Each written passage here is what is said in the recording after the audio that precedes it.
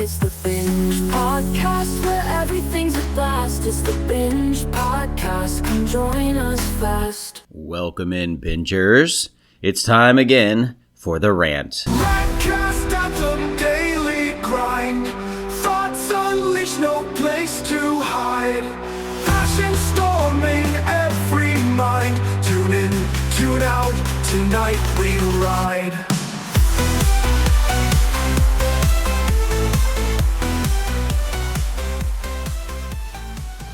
Ladies and gentlemen, gather round, for I have a bone to pick with a certain subset of the population that's driving me to the brink of fucking madness. I'm talking about the goddamn bane of bustling city streets, the nemesis of productive people everywhere, slow walkers. Oh, how they test our patience with their lackadaisical locomotion. These sidewalk sloths, these pavement plotters, these ambulatory assholes seem to have missed the memo that walking is a means of transportation, not a leisurely art form to be practiced during rush hour. Picture this. You're power walking to an important meeting, your mind racing with all the tasks you need to accomplish, when suddenly you're trapped behind a human roadblock. This oblivious meanderer is sauntering along as if they're taking a romantic moonlit stroll on a deserted beach, completely unaware of the seething mass of humanity piling up behind them. Jesus H. Christ, move your ass. And don't even get me started on the slow-walking groups. These sidewalk-hogging hordes spread out like an impenetrable wall of dawdling doom, giggling and gossiping, while the rest of us contemplate the logistics of parkour just to get around them. It's like they're playing Red Rover with unsuspecting pedestrians. Get the fuck out of the way. But wait, there's more. Let's not forget the subspecies of slow walker known as the sudden stopper. These unpredictable bastards have the uncanny ability to come to a complete halt without warning, usually to check their phones or gaze vacantly into a shop window. It's as if they believe the sidewalk is their own personal living room and the rest of us are just uninvited guests in their leisurely stroll through life. Holy shit, it's called situational awareness, people. And oh, the horror of getting stuck behind a slow walker on an escalator. These stationary stair-standers seem to think that the moving steps absolve them of any responsibility to, actually walk. Meanwhile, the rest of us are left to awkwardly shuffle and squirm, silently willing them to move aside with our increasingly desperate telepathic pleas. Move your ass or stand to the right for fuck's sake. Now, I'm not asking for Usain Bolt speeds here. I don't expect everyone to power walk through life like they're perpetually late for an appointment, but would it kill you to pick up the goddamn pace a little, just a little, to show a smidgen of awareness for the people around you, to walk like you actually have somewhere to be? I propose we implement a new system. Slow walking lanes. Let's corral these leisurely strollers into their own designated area, complete with benches for when they inevitably need to rest their weary legs after covering a whopping 100 feet in half an hour. We could even install some nice scenery for them to admire as they mosey along at their glacial pace, the lazy fucks. For the more tech-savvy solution, how about a sidewalk speed monitoring app? It could work like those Your Speed signs on highways, but for pedestrians. Imagine the satisfaction of watching a slow walker's face as they realize they're moving at the breakneck speed of 0.5 miles per hour. Congratulations, asshole, you're officially slower than continental drift. And for those of us who are fed up with navigating this molasses-paced obstacle course, I say we take matters into our own hands. I'm seriously considering installing a cowcatcher on the front of my body, or perhaps I'll invest in a portable foghorn to part the sea of slow walkers like Moses parting the Red Sea. Get the fuck out of the way. Has a nice ring to it, doesn't it? Until then, I'll be here silently seething behind you, contemplating whether it's socially acceptable to yell red light, green light, motherfucker, at unsuspecting slow walkers. I'll perfect my passive-aggressive sighs and eye rolls and dream of a world where everyone walks with a purpose, or at least with the awareness that they're not the only ones on the damn sidewalk. So to all of you slow walkers out there, I implore you, I beseech you, I beg of you, pick up the fucking pace. The rest of us have places to be, deadlines to meet, and a burning desire to walk at a speed that doesn't make us feel like we're stuck in a slow motion replay of life. Now, if you'll excuse me, I need to go practice my speed walking techniques for the next time I'm trapped in a slow walker sandwich on the sidewalk. Goddamn sidewalk snails.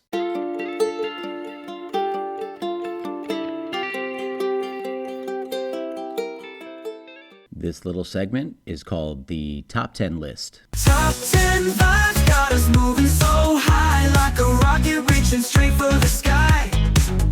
From the best moments and the sweetest kiss, here we go everybody, this is our Top 10 List. Top 10 signs you're becoming your parents. 1. If you find yourself saying, "Back in my day," unironically, and worse, you actually mean it, holy shit, when did you become the old fart reminiscing about the good old days? Next thing you know, you'll be yelling at clouds. 2. Your idea of a wild night out is finding a great deal on bulk paper towels at Costco. Congratulations, you've reached peak adulthood. Nothing says I've given up on life quite like getting excited over discounted cleaning supplies. 3. You start every phone conversation with, "Are you sitting down?" Regardless of the noon. For fuck's sake, Mom, I don't need to sit down to hear about Aunt Karen's new haircut. But now you're doing it too, you dramatic bastard. 4. You've developed an uncanny ability to predict the weather using only your knee pain. Who needs a goddamn meteorologist when your joints can forecast better than any Doppler radar? You're basically a human barometer at this point. 5. Your music playlist is stuck in the decade of your high school years, and you're convinced that's when real music peaked. Face it, you old fart, you're just one step away from yelling at kids to turn down their noise and get off your lawn.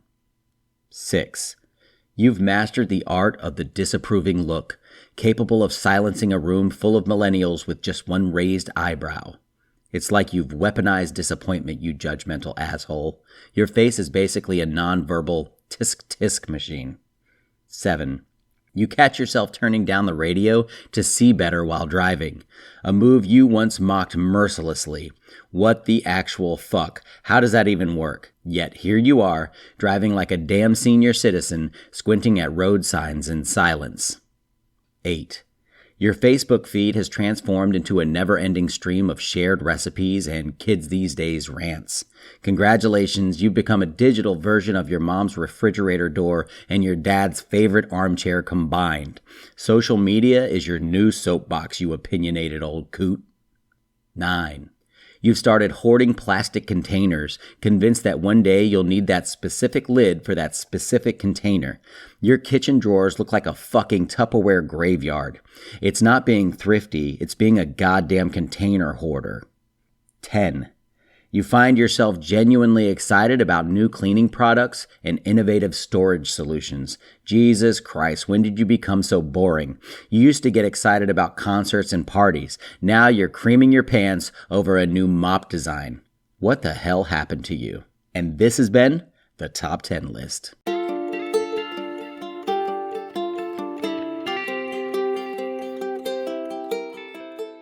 The rise of AI in everyday life.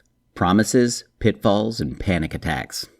Artificial intelligence, AI, has rapidly evolved from a sci-fi concept to a ubiquitous pain in the ass in our daily lives. From voice assistants like Siri and Alexa, who still can't understand your damn request to play that song about the thing with the guy, to personalized Netflix recommendations because apparently watching one true crime documentary means that you want to see nothing but fucking serial killer content for the next 6 months. AI is reshaping how we interact with technology and the world around us.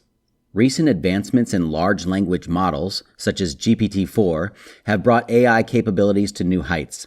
These models can generate human-like text, answer complex questions, and even assist with coding and creative tasks. Soon, they'll probably be writing your college essays and love letters too. Who needs human creativity when you can have an AI churn out a sonnet faster than you can say, "Shakespeare, you pretentious bastard"? As a result, AI is increasingly being integrated into various industries, including healthcare, finance, and education. In healthcare, AI algorithms are helping to diagnose diseases earlier and more accurately. For instance, AI-powered image recognition systems can detect early signs of cancer in medical scans, potentially saving lives through early intervention. Of course, this means your hypochondria can now be fueled by an AI that's even better at WebMDing than you are. Fantastic, just what we needed. A silicone-based Dr. House with an attitude problem. In finance, AI is being used to detect fraudulent transactions and provide personalized investment advice. Because nothing says trust me with your life savings like an algorithm that can't feel empathy or understand the concept of a rainy day fund.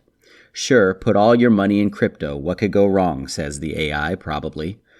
The education sector isn't immune to the AI invasion either. Adaptive learning platforms powered by AI are promising personalized education experiences tailored to each student's needs. Great. Now, even your homework will know you better than you know yourself. You haven't started that essay due tomorrow, have you? Thanks for the reminder, you digital nag. However, the rapid adoption of AI also raises significant concerns. Privacy advocates worry about the vast amounts of personal data being collected and analyzed by AI systems.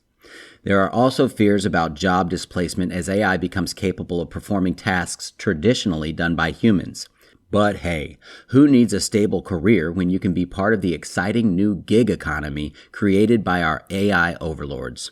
Sorry, Dave, I'm afraid I can do your job now. Why don't you try being an influencer? Ethical considerations surrounding AI are also coming to the forefront. Questions about bias in AI algorithms, the potential for AI to be used in surveillance and control, and the long-term implications of increasingly intelligent machines are sparking debates among policymakers, technologists, and the public. It's like we're living in a Black Mirror episode, except it's real life and there's no option to switch to a different show. We're well and truly fucked. Another pressing issue is the environmental impact of AI. Training large AI models requires significant computational power, which translates to high energy consumption and carbon emissions. As AI becomes more prevalent, finding ways to make it more environmentally friendly will be crucial, because nothing says saving the planet like training a neural network to recognize cat pictures more efficiently. Look, Ma, I'm solving climate change by teaching robots to spot Mr. Whiskers. Despite these challenges, the potential benefits of AI are immense. From accelerating scientific research to creating more efficient and sustainable cities, AI has the power to address some of humanity's most pressing problems. Of course, it might also create a few new problems along the way, but hey, that's progress for you. Congratulations, we've solved world hunger. Oh wait. Now the robots are hungry. Shit. As we navigate this AI-driven future, it's clear that we need thoughtful regulation and ethical guidelines to ensure that AI benefits society as a whole. Education about AI and its implications will be key in preparing the workforce for an AI-integrated world and enabling citizens to make informed decisions about AI use in their lives. Because nothing prepares you for the future quite like learning about technology that'll probably be obsolete by the time you finish listening to this goddamn podcast.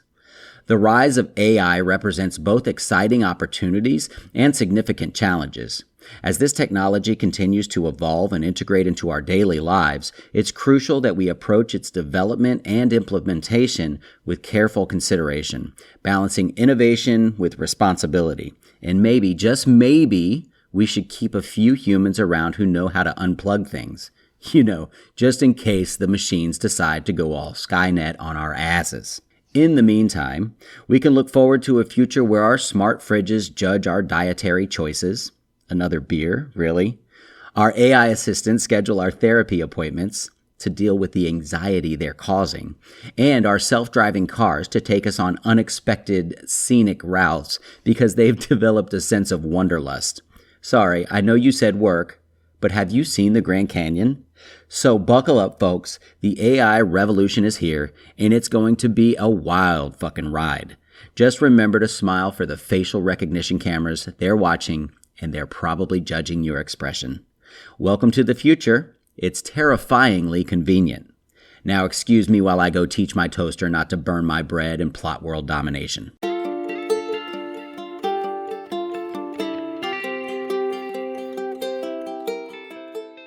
Please consider subscribing.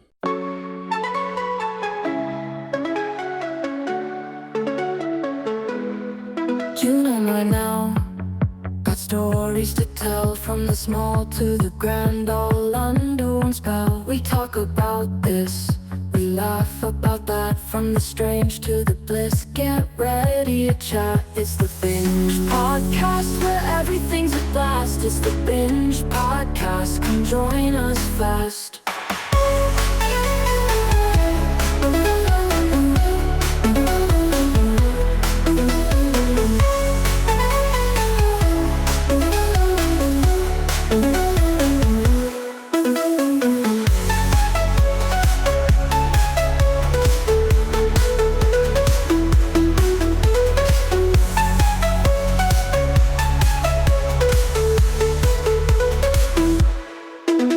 Right now, got stories to tell, from the small to the grand, all under one spell. We talk about this, we laugh about that, from the strange to the bliss. Get ready to chat. It's the Binge Podcast, where everything's a blast. It's the Binge Podcast, come join us fast.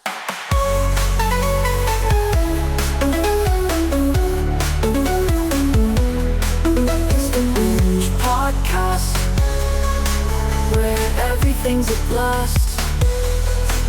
It's the Binge Podcast, come join us fast.